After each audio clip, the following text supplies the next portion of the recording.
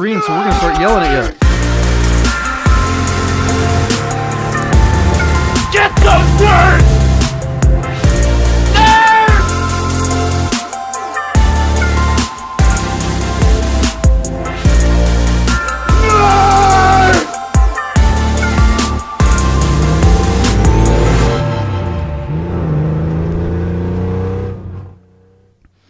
And good morning, everybody. Welcome to what day of the week is it? Wednesday or something? It's a Wednesday edition of Bid Nerds. That's right, Hump Day. Your daily nerd out on the most interesting cars of the day on all the automotive enthusiast auction sites like Bring a Trailer, Cars and Bids, P-Car Market, and more. And you know, we shouldn't forget RAD For Sale. RAD For Sale is so rad. Yes. I mean, we got to just say rad, right?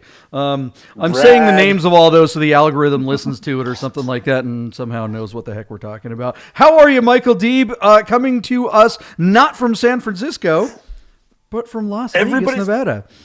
Everybody's been talking about how nice the weather is in Vegas. It's freezing my nipples off, man. It's ice cold outside.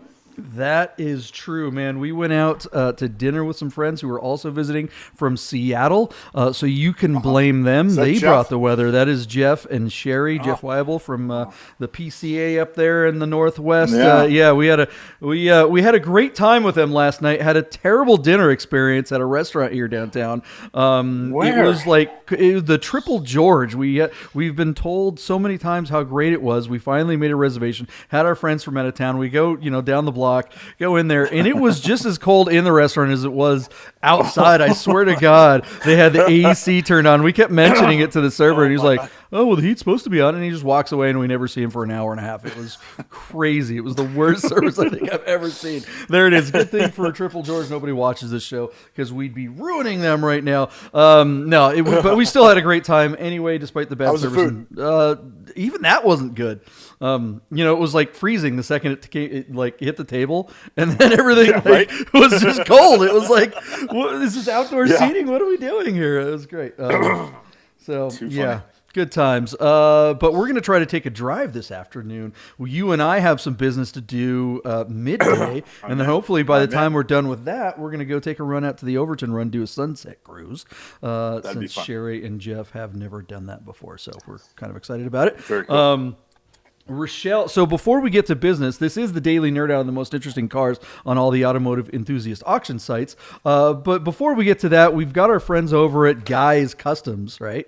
We got these really cool bracelets that go with watches and stuff. They go with watches and they also go with cars. And as it turns out, you can get paint to sample beads that go right to they will paint the beads with the specific look at that paint code to your car. So look forward to more about that.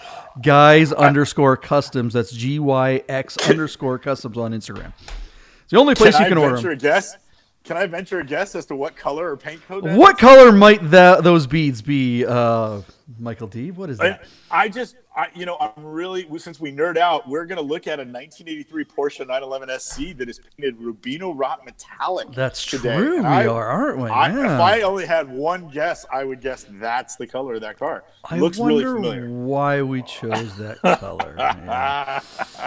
Watch the show tomorrow, and maybe you'll be able to find out. All right, guys. So what we do is we when we say we nerd out about the most interesting cars on all the auction sites, what we do is we talk about them. We talk about the tech stuff and why they're cool and why they're interesting. But really, it's like, why are these cars interesting? We'll get into it. But then once we talk about that stuff, we make predictions to what we think they'll actually hammer for when the hammer hits the sound block at the end of the auction, and the numbers are complete. Will it sell? Will it fail to sell? Will it meet reserve? All of the above. We keep track of those numbers that we are predictions, and what we always do at the beginning of every show is we talk about our predictions from the previous day. Did we get it right or did we get it wrong? Usually it's wrong. Don't take our advice, but do hit the subscribe and like button. Michael Deeb, let's go over yesterday's cars real quick before we get to today's cars, including that Rubino Red 911 SC and a Ferrari Spyder that I'm pretty stoked about. Ooh, very cool. Yeah, six-speed manual Spyder. Check it out, JP. We are still talking about this 1993 Acura Legend Coupe from Monday. When we covered the car on Monday, it turned out it didn't close until Tuesday. So on Tuesday, we had to talk about that was going to close later on the day on Tuesday. So finally now on Wednesday, we can report that the 1993 Acura Legend Coupe with like 1 million miles on it, and a manual transmission that was on RAD for sale, did in fact sell. So I had said $3,500. You had said $3,900. That car finally closed yesterday, and the result was $2,702 for my only win of the day. And that's probably the only reason why we're still talking about that car. It's amazing. A $2,700 car. We've been talking about it for 3 days. So congratulations to RAD for Sale for any sale at this early stage of their auction platform. It is a small win. Everybody in the office can high-five themselves or high-five verbally on Zoom meeting if that's what RAD is doing. Yesterday, JP. Well, hold on. Just before, I know we're trying to move it along, but let's just say real quickly, sure. If you're hearing that number going, wow, that sounds like terrible numbers for an Acura Legend manual, which should be very rare. This car was not nice. This thing was beat to hell. The paint was shot. The tires were rotted. I mean, it really wasn't a nice car. So that number, not a huge number, but at least the fact that it sold at all is kind of a big deal. That car is from Hayward, California, and by all accounts, JP, it's been parked outside all its life. It showed 130,000 miles on it or whatever. Yeah.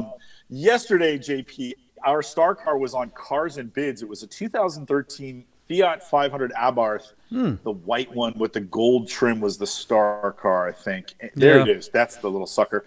That other one, like its grandfather.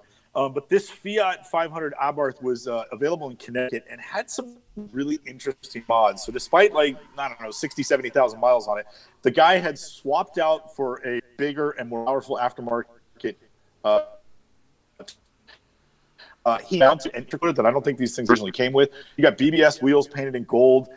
He had like full exhaust system and a programmable tune that was like a program on his laptop. And by all accounts, I'm guessing this car is probably putting down 200 horsepower, which is to suggest it's probably making 50 or 60 above stock. A really interesting car and a very interesting result. I said $9,000. You said $8,900. This car sold, JP, for $11,444, breaking the $10,000 mark. Something no used Abarth Fiat 500 is probably able to do 2 minutes after it's sold new at $24,000. So congratulations to the seller. You actually recouped a lot of your original investment, way more than anybody else that's selling used Fiats, including the Fiat dealer. So congratulations to the seller and to the buyer. What were you thinking? So, JP, moving on to bring a trailer. This is probably the spiritual ancestor to that Fiat. This is 1977 Autobianchi Abarth with a Fiat 128 derived chassis that is essentially shrunk to make it like a microcar, a subcompact, two-door. It does have 4 seats, but no, adult can fit in the back of that car. A 4-speed manual, 1-liter motor. With Abarth tuning, this thing's making a whopping 70 horsepower. It's probably got a cool little exhaust, and these magnesium Campagnolo wheels are at least $10,000, if not more. Beautiful on the car. And we never see these on our shores because they were never officially imported. But don't let you think that's rare. Autobianchi over like a decade and a half built 1.2 million of these cars. So I said $17,000. You took a conservative tack underneath me at 15. This car brought all the money and sold for $21,500. And I'd say, JP, $20,000 is the full retail for that car. So it was well sold. And congratulations to the buyer. You just have to say it's well bought. Because where would you find it? Ironically, I saw a red one about a couple of weeks ago. But in the 6 months we've been doing the show, I haven't seen another. I mean, they really are unusual on our shore. That just looks like something. That's a lot of fun for $20,000, right? I mean, everyone's going to think it's a Mini Cooper or something weird, but I think that's totally. I think that's even though I bet the under, that was just because I really had no idea what the heck this thing would go for. I don't think that's a bad deal at all. This same seller was selling a Mini Cooper Clubman and took the same backdrop of the photos, the same photographer, same day, shot both cars, and that car bright red. And when you see the photos of the cars side by side, you'd have a hard part. If somebody said one's from Italy and one's from England, you'd have a hard part. If you didn't know you wouldn't be able Yeah. to tell right away which one was from where. They look almost identical, and so clearly. And this how guy much collected how these much would microcars. how much would the Mini Cooper go for of the same year? It was in the high teens. It was closer to Okay. our bid. Yeah. The Auto Bianchi brought a little bit more. Okay, that's And probably interesting. Yeah. because it was a Barth version, yeah. Yeah. So JP, we'll jump back over to Doug DeMuro. You and I kind of scolded him and shamed him yesterday because Yeah. he allowed onto his platform a 1983 Porsche 944 that had a replacement motor and drivetrain, was not clean for the photographs, had 2 accidents on the Carfax, and basically had no service records, no nothing. And like, I mean, they basically, if this were an auction, like a live auction, they pushed this car across the block. I mean, Yeah. who knows if it's even running? I mean, it was just a terrible lot. It was sitting at $4,500 yesterday, and after you and I spent about 5 minutes kind of spanking this guy for not doing a better job, and then spanking DeMiro for not refuting him or turning him away or telling him to at least wash the car and reshoot it. I actually bet $4,500, which was, I think, $100 or $200 over where it was. You said $4,900. I got a Yahtzee on this one, but I think it's like, it's not one you brag about because this car was just garbage. It was just easy to see it wasn't going anywhere, and I probably stole your bid. I mean, I literally, when I went to make my bid, it was like, WWJD, what would John do? You know? and so I bet 4,500. I feel like I stole your bid. So, anyways, I got a Yahtzee, but we both were right. Congrats on that. The only thing good about this car was the prototypo steering wheel. Throw And everything the phone else dials. away. Yeah, the phone dials are kind of cool too. But yeah, Phone dials are kind of cool, and it was a no reserve auction, so it was destined to sell, but just the garbage. And I feel sorry for the guy that bought it. Just by all accounts, looking at what you see, the evidence is that this car is not well cared for, and it's going to be problems, and they're expensive problems, even on a 944. The really cool lot of the day was this 1970 Porsche 914-6 GT, a car that has been raced since it was sort of new in period. I think the GT conversion was done in the 70s, and a guy named John in San Diego has owned this car for decades, and it was his pride and joy. Really well known, really well liked, and lots of comments were evidence to that in this listing on Bring a Trailer. I actually test drove this car. Matt Weitzel said, Deeb, you should buy this car. It's exactly what you described you're looking for. But John was asking $125,000, $130,000, and I thought, I don't know if I can really afford that for a car that is so geared towards race. I wanted something that looks like this, but it's more of a street car, just a little softer edge. And I didn't want to pay full retail for a car I'd have to spend money on to make what I want. So I kind of walked away from it. Well, anyways, I guess John sold it, and Shaughnessy, a famous Ferrari mechanic, got a hold of the car, and now he's selling it as he's retiring. He's selling all his really cool cars. And this car was coming out of off of his profile. So Shaughnessy is selling John's old car. And we just thought that because it was so track-oriented, it might not bring the money. So I said 80. You smartly bet over and said 85. Well, this car found its home. The audience was there for it. It sold for $116,000, JP, and you got the win on that one. And then our final car. That one. I mean, I think I even said. I'm pretty sure I said on the show yesterday. I wasn't sure why you were being so hard on this car. Your big thing was that it didn't have the original motor, but instead of having the original motor, it had a big 3.2. I just thought, God, that's. I mean, isn't that exactly what you want? So what? It's not the original Absolutely. engine, and I guess that was the case because I mean, but even with saying that okay, it's got the 3.2 and it's not the original motor and it still brought a $116. Is it your position that if it did have the original motor, the smaller engine, that it would have gone for even more money than the 116? Yeah, Okay. Because then it'd be immediately available to do all the vintage racing. It would be welcome anywhere as an authentic GT. And that would get you accepted to any race series you applied to. Yeah, so especially that really with its Ren Sport Reunion pedigree. Yeah. So I mean, exactly. there it is. I mean, those are the things that you got to kind of factor in when you're looking at the value of a car and you're kind of trying to make a prediction and figure out what it's going to hammer for. You've got all those different factors, not just what the car is like or looks like or drives or has, but where it sits in the overall landscape of these types of cars. And there are a lot of things that are frankly a lesser car, much smaller, less powerful engine is worth more than this car. But don't let the fact that it sold for such a high price tell you otherwise? Because some people might look at that and go, oh, well, it went for a 116 without original motor, so it must be fine that it doesn't have the original motor. Well, it would have brought more money if it did have the smaller original. Yeah. Listen, I wish we had Matt Whitesell on to talk a little bit more about this. JP, I suppose you could build a 914.6 and 3.2 and T flares on it for less money than $116,000. Hard pressed to, you know. I mean, I suppose you could, but you know, this one's done and dialed in with a gearbox and fuel cell and brakes and 2 sets of wheels. And the ITBs alone getting those to work right. Yeah, I mean, I just don't think you could replicate this car for the money. So I don't want to make it seem like somebody overpaid for this car. I just thought that the seller would have to make some sort of concession for it being so race oriented, and that wasn't the case. I think that that's a proper retail value for what it is. And yet there's still value to be had if they take either the 2-liter case that accompanies the car or motor that's built that would make this car eligible to race. Then you still have the 3 for the street. It's still a great value. It just was out of my league, and maybe I was a little sour grapes because I couldn't buy it. But great car, absolutely. And then the last car of the day, JP. This one was. This is funny. This is like when you leave the doctor and you get a lollipop. This was just so sweet. This little shitbox, 1995 Geo Tracker LSI, all-wheel drive, out of Oregon with like 95,000 miles on Cars and Bids. It's an automatic. I kind of wonder if it was a stick, if it would have brought twice as much money, you know, because it was really nice condition. The pastel graphics scream Miami Vice and Radwood. The interior made it look like it had 9,500 miles. And those 15-inch wheels are so grand off in 1995. They're absolutely period correct aftermarket ribs.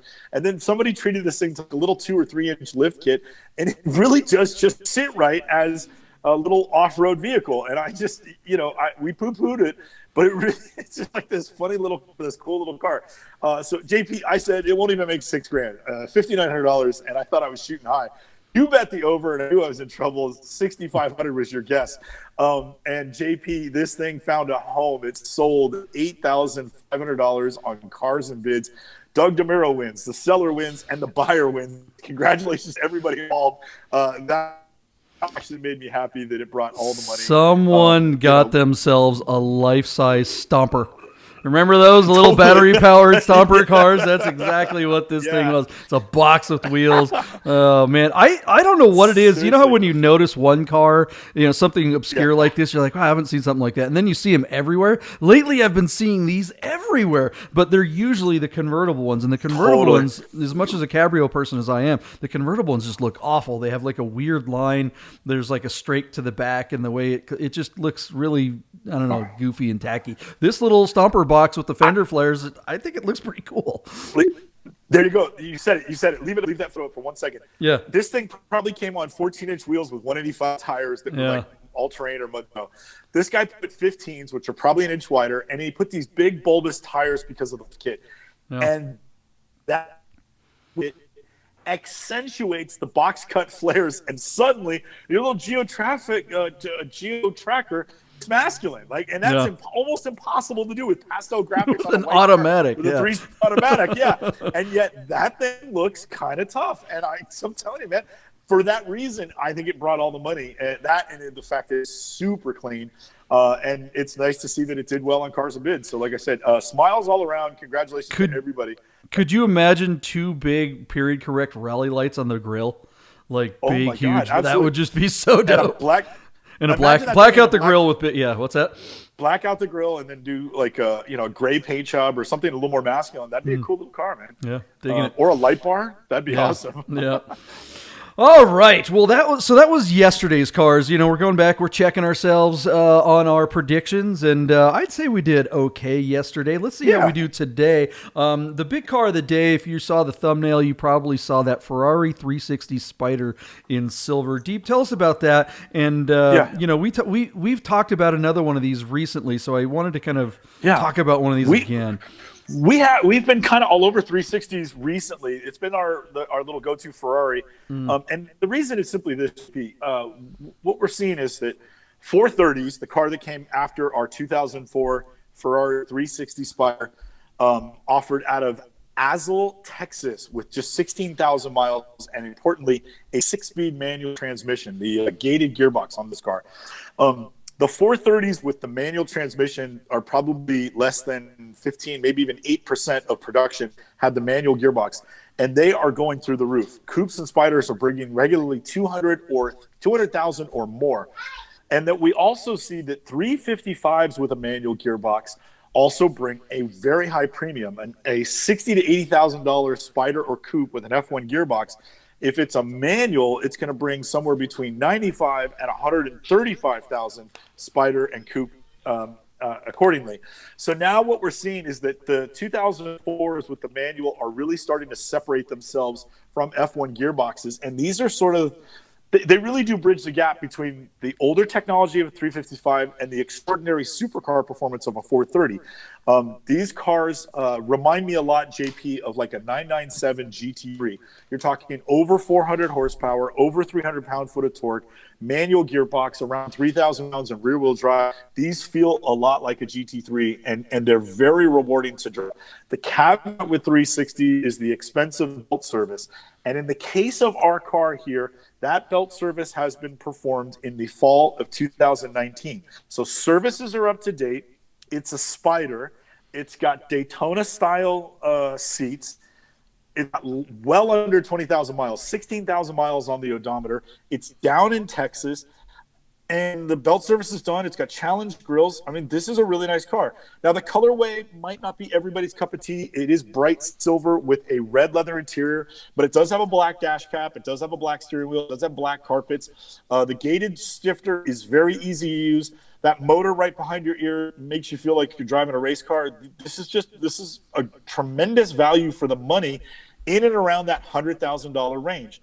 So our car with 3.5 hours to go is sitting on $95,000 with kind of a surprising 7 bids. That's a low number of bids, but there are 1,000 people watching it. It's got like 12,000 views, and I think that this car has a little bit of room left in it, JP. I think it's easily going to break $100,000.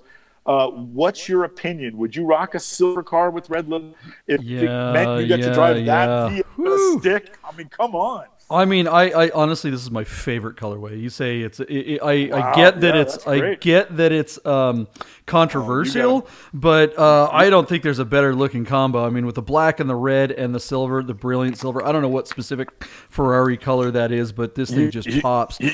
You got to meet Jeff Harley, our Ferrari salesman, to the show. Yeah. He has an S2000 that is silver with red leather. Yeah. Now I understand. Now I understand when I'm friends with both you guys. You guys would geek out on colorways for sure.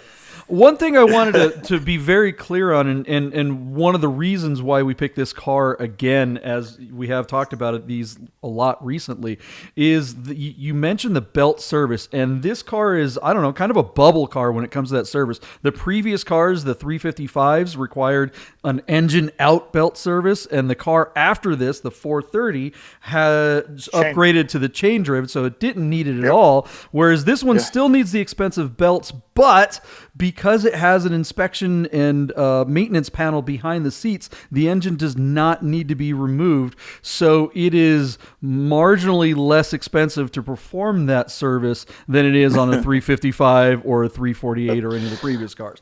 How much less, funny. I don't know, but yeah. It sounds funny. You don't have to drop the motor, but we have to remove your seats and take out the interior. Yeah. Remove the roll hoop, and all of a sudden you're like, oh, thank God. I thought you were going to drop the motor. The other thing I like about it's so funny. You're right. It looks like it's got this the Ferrari bag in here. You know, the headlights on these. We looked at a yellow one before, and with the yellow, they always match the headlights on these with the body color, the inside of headlights. And when you have a yellow one, it just looks like a jet ski or something, like it should say Sea-Doo on the side of it. But in the silver, it just doesn't look tacky. Or at least as bad. It would still be better if it were black or something. Black like that. exactly. Black would probably be the best way to hide that feature that is also polarizing. Yeah. Absolutely love this car. I mean, if I were shopping for a Ferrari, this would definitely be the one, because as much as I like the 348s with the 80 strakes and the 355 is just like the coolest Ferrari ever, they're just such a pain in the butt to own. I feel like this car is, because it's a bubble car, you could get away with, a normal person could probably get away with actually owning one of these. And without that's killing kind of it. them. Yeah. Yeah, a 355 Spyder is still a little less money than this, but a 355 coupe with a manual, if it had 16,000 miles, that'd be $150,000 car, $180,000 car. It's crazy, the prices. And 430s are bringing $250,000. So this car, Pete, I thought last night this might bring 110, and I'm gonna up my bid.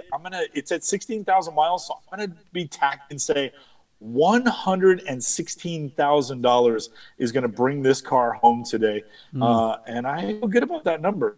I'm going to put you in the the quandary of over under. Yeah, I'll definitely go over. I'll go 118. I think it breaks 120. Nice. Because I mean, it's a manual. The color is great, and maybe I'm just going. Man, this video. This is a frantic video. They look like they're. It's a terrible video. It looks like they're hauling ass through some residential neighborhood. Not a good look. Yeah. And dude, get your hand. Come on, steering wheel discipline.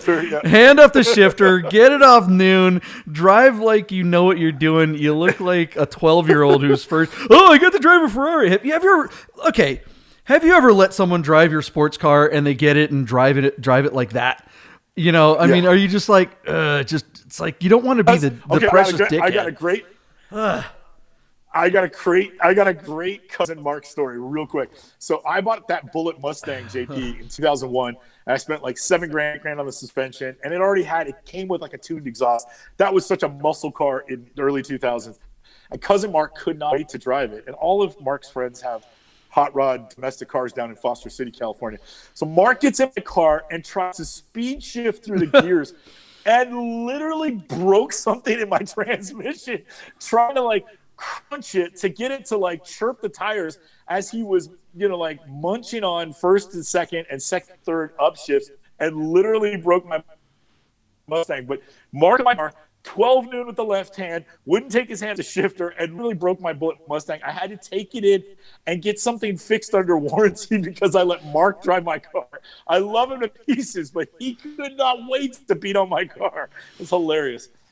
Anytime you see one of these videos and they've got their hands like that and resting on the shifter, you just like, you don't deserve that car. Whatever it is, I don't care if it's a 1991 Acura Legend that's all faded out. If it's got a manual and you're doing this bit and just resting your hand on the shifter, you don't deserve the car. Whatever it is, you need to go get a Tiptronic or something. Yeah. All right. So love this Ferrari. Definitely want it. It'll be interesting to see where it winds up landing. All right. What's the next car? All right, JP, let's go over to Cars and Bids has a SC Carrera. Check it out. We rarely see the air-cooled on DeMiro's website, but out of Jacksonville, Florida, with just 98,000 miles, it's fairly attractive 1983 Porsche 911 SC Coupe. To the tune of $76, and SCs are kind of interesting. The 372 horsepower. But what makes them so interesting is that they make almost so it's more torque horsepower, and everybody. Folks, we're having sorry everybody. Michael Deeb's audio is really breaking up. We're gonna take a second to let him maybe reset. Actually, Deeb, yep, let's gonna do that. So yeah, no, this car is really great. This colorway. I don't know about you guys, but I definitely prefer a coupe, a narrow body coupe like this without a whale tail wing. The whale tail wing on a narrow body just looks funny to me, but this is still a beautiful car. Deeb, are you back? Did we got your audio working out? I am. Does that sound better, JP? Testing that does, yeah. Thanks, guys. All right. Yeah, cool. I apologize. I'm not at home, so I don't have my regular rig, and so we're kind of flying here at the mercy of somebody. No worries. Let's talk about the car. What do we got? So what's interesting about SC's, JP, the 3-liter flat six makes 172 horsepower, but 190 pound-foot of torque. And although I have very little to none on the experience driving SCs, you have, and you always champion how peppy the motor is. And it's evident when you look at the numbers because of how much torque they make. They make more torque than horsepower in U.S. trim. And that's, I think, what makes them so fun to drive. So SCs have been on the rise, and this car has a lot going for it. The Rubino Rot Metallic paint job is not common. It's got a Momo steering wheel, and it's got under 100,000 miles, and it's a coupe. I agree with you, JP. I don't prefer the T-Tray spoiler on a narrow body. I think a Carrera wing would look more appropriate on this car. Or if you really want to go old school, you go no wing at all. I think that would actually make this car look really distinctive. Yeah. This motor has been rebuilt, and they did performance cans and ARP head studs with a Flowmaster exhaust system. So I'm guessing the cams and the exhaust probably give this car, maybe a generous 35 to 45 horsepower.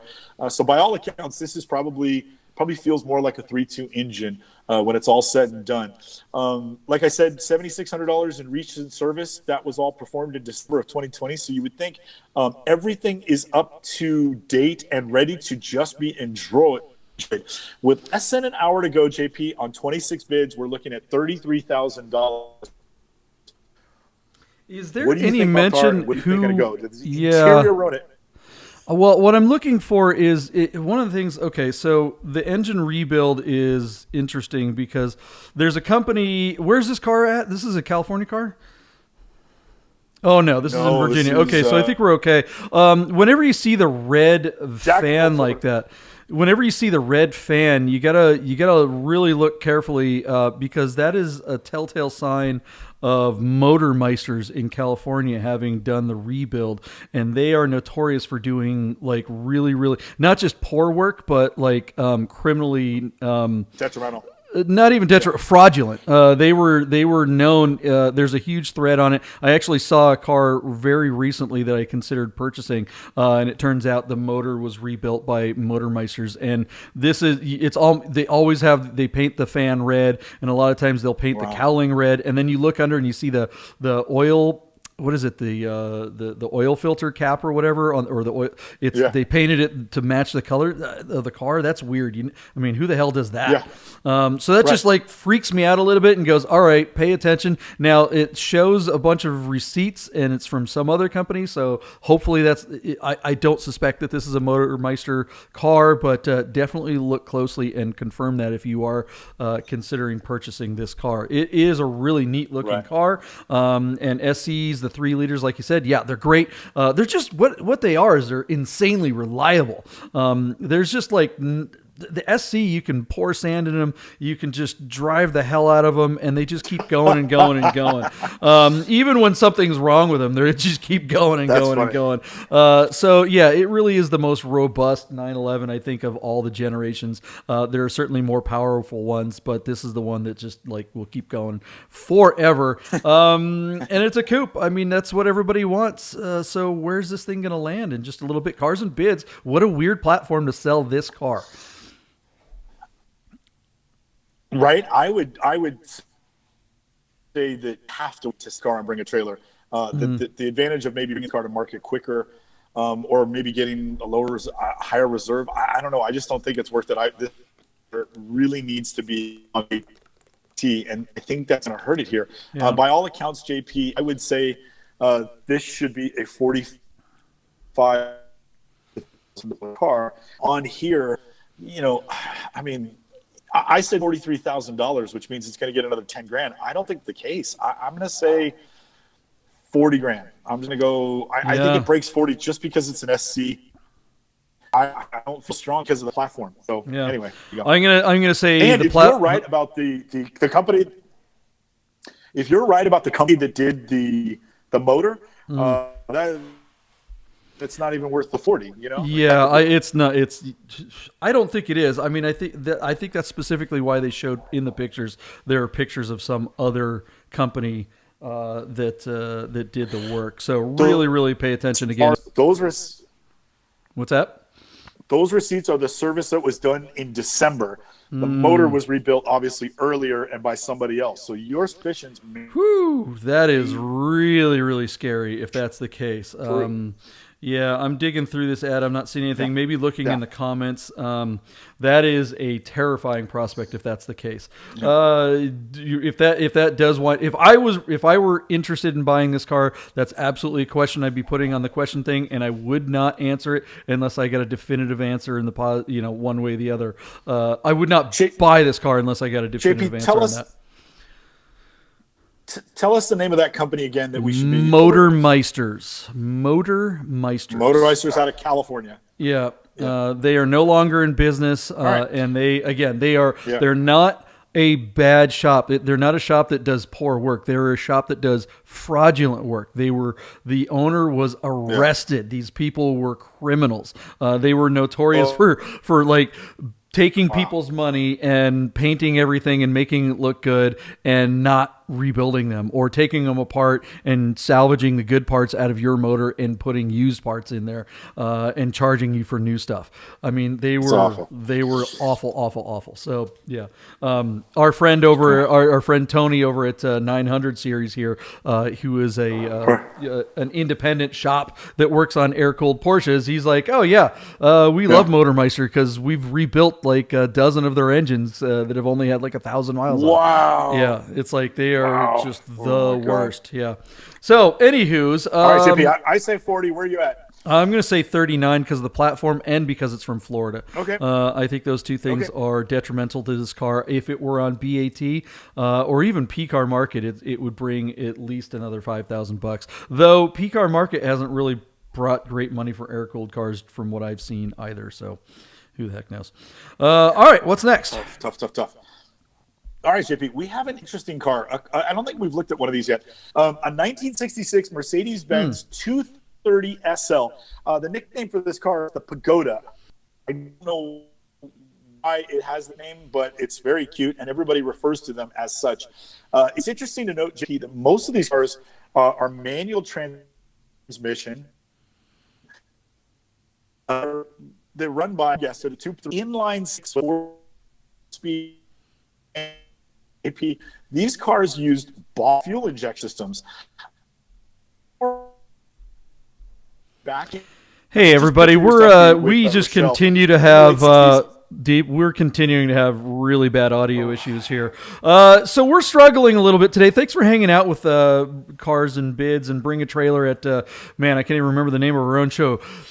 Bid Nerds. So you know what, Deeb? I say let's do this. Let's get really quickly through the description of the car and get right to the bids on these last couple of cars, because I don't think anybody's going to want to watch this. I don't even want to watch this yet. Okay, cool. Out of Hastings on Hudson, New York, with 80,000 miles, true mileage unknown, this car was 4 or 5 years in the same family. So it's almost like a one-family car. It's sitting on $55,000 with 2.5 hours to go in New York, and looking in really nice shape. So, JP, I'm guessing that this car is going to bring $69,000. Yeah, that is such a beautiful car. Looking at that, I don't know if there's anything classier. I love the big, huge removable hardtop on there with lots of glass. I love the big windshield. I love kind of the boxiness to this. I mean, you are just, man, you look like, you need to wear a bow tie if you're driving this around in a good way, not a dorky, ironic way. I want to be this classy. I don't think I could ever drive this car because I'm just not refined enough. I just don't think everyone would see me as the fraud I was if I were trying to drive this car. You say 69,000. I'm going to bet the over. Is that what you said? 69? Yep. I'm going to say 70. I think this has more money, and I'd like to see. We haven't seen one of these. We've been seeing some of the newer ones, and we've talked about them. This car's got to go for more than that, and especially on BAT, and it's got some great photos. So love it. All right, JP, let's jump over to P-Car Market. They have a 2001 Mercedes Benz CLK 55 AMG offered to us at Miami with about 2.5 hours. This car has just 74,000 miles on it. They use a 5.4 liter V8, and they make about 350 horsepower and almost 400 pound-foot of torque. But they are incredibly soft in the secondary market. I wanted one really badly when they came out. I thought they were so cool that Mercedes Benz bought and acquired AMG and started making, AMG packages on all of their cars. I thought this was the coolest thing, but they have not aged well, and they do not hold their value. So with just 2.5 hours to go, our car is sitting at $4,750 on just 3 bids. Wow. That's crazy. I'd say the platform is going to hurt this even more. I still think this car should bring $7,000, but he probably would have done well to hold out and put it on BAT. What do you think? Yeah, I don't even think BAT really makes sense for this car. They just don't bring any money. This is one of the best values in luxury sports car. Well, it's not even really a sports car. It's definitely like a GT, Grand Touring car. Yeah. But, I mean, if you want a daily driver that looks baller but doesn't cost you any money, and honestly, these things are pretty reliable. I mean, they don't have the ABS suspension, none of the air ride stuff that is unbelievably expensive. You're going to have little electronic gizmos maybe give you trouble. But this is a 150,000-mile car. Not this car. This car doesn't have 150,000 miles. This car will go 100. Yeah, this car will go 150,000 trouble-free miles. They're just good rigs. They're the end of an era. And I would caution you on the GT analogy.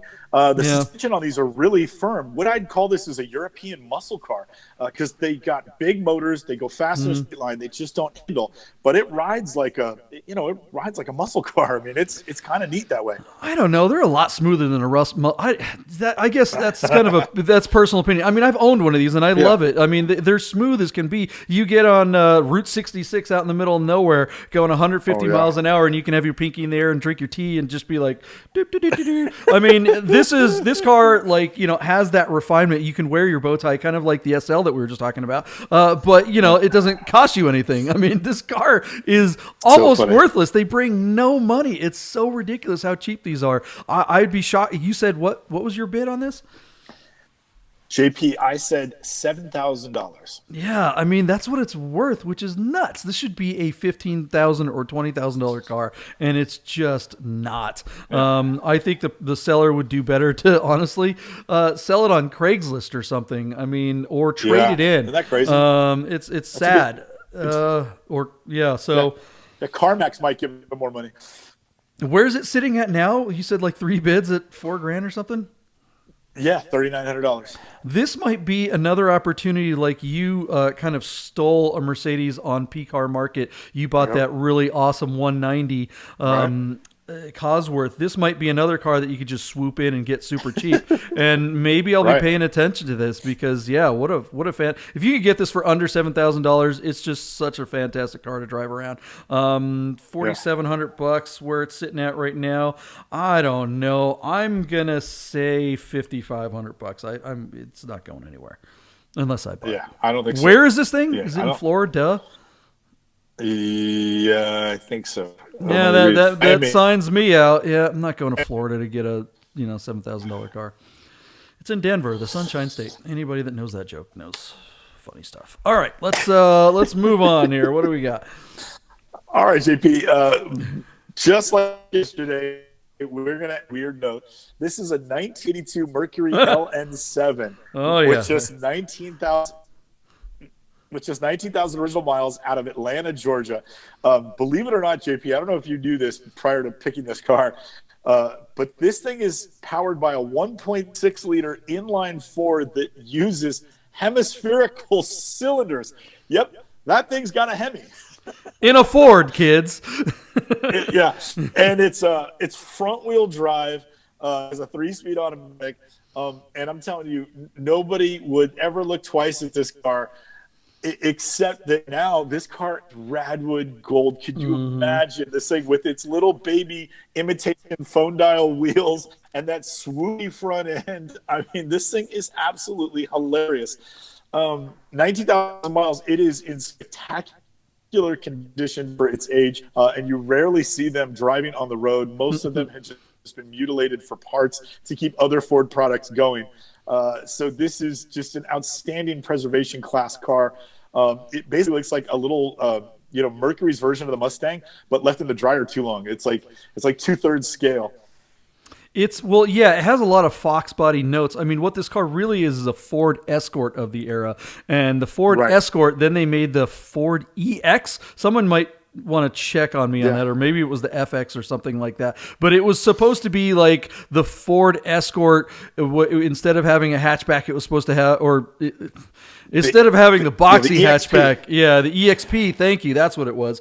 This thing was supposed to have kind of that notchback to kind of make it look like a Ford Fox body Mustang, and it was just such a bastard. I mean, it was like it just couldn't figure out what it was, and the four dials the four dialed phone dials are just so silly. I mean, it's almost as good as a Porsche, right? It's got four. I mean, look how good the condition of this is, though. I mean, it's got a manual, and it's all black interior. I mean, this thing drives horribly. I've never driven. Oh no, it's not a manual; it's an automatic. This thing is going to drive absolutely just an awful driving experience. Garbage. Yeah. But what an awesome way to go to Rad Wood and have a great time. Yeah. Wear your big boy pants from MC Hammer. Yeah, members only jacket. Yeah, members only jacket. Just having a good time. This thing is so stupid. If it's not a lot of money, what a fun thing to have. This is not a car that anybody buys for any reason other than ironically. But here's another reason why we're covering this car. JP, this car was $10,000 when it was brand new. And this car is sitting at $10,000 on one bid. And I just say it smells fishy, man. It would not surprise me if somebody got their friend to put the first bid down thinking, okay, we'll start it there, and then all the bids will have to come in over it. And that might backfire if it's not an authentic bid. And I'm not saying it's not, but it doesn't seem like somebody would just immediately go, oh yeah, I'll give you 10 grand for that. That doesn't make any sense. This is a $2,000 car in $4,000 car condition. That's just crazy. Yeah, I mean, I certainly think it's. Yeah, I mean, if this were the beginning auction and there were no bids at all, I would definitely guess somewhere in that 5 to 6 range or something because of how good condition it is. But $10,000, no way, come on. There's nothing redeeming about this car other than the fact that it's kitschy. So it could be a knockout bid, and congratulations to the buyer because you're going to take it home. But if it's fishy, that just messed up. If it got to 10,000 organically, then you could just say, okay, people are losing their minds over a car that doesn't make any sense. But again, when was the last I saw one that was worthy of a second look? Yeah, if you're really interested in this car, you got to think that, all right, let's sit back and wait and see if anybody bids on it at all, because chances are they won't, and I'll probably be able to steal it for $3,500 or something like that, or even $5 grand. But to just say 10 grand, come on, dude, what are you out of your mind? All right, so anyways, what's your bid? I think it's going to get another bid. I think it's at 10,000 is where it closes at. And it puts you in a quandary. I know you agree with me. That is, I absolutely agree with you, and I'm screwed because I can't bet the under when you say it's not going to get another bid. So there it is, guys. I guess what is it? $10,000, $10,001 is what. What? I'll give you a spread. I'll say $10,007 since it's an LN7 or whatever the hell the name of this car is. Yeah. I'll give it. Somebody will be kitschy and bet another $7 over it. I don't know, how goofy. Thanks for hanging out, guys, for our dumpster fire of a Bid Nerds episode. Life goes on. We do this show every Monday through Friday. Sometimes we have technical issues when we're doing 5 shows a week. Chances are sometimes something's not going to go correctly, but I think we muscled through. There's still some fun stuff there. We still nerded.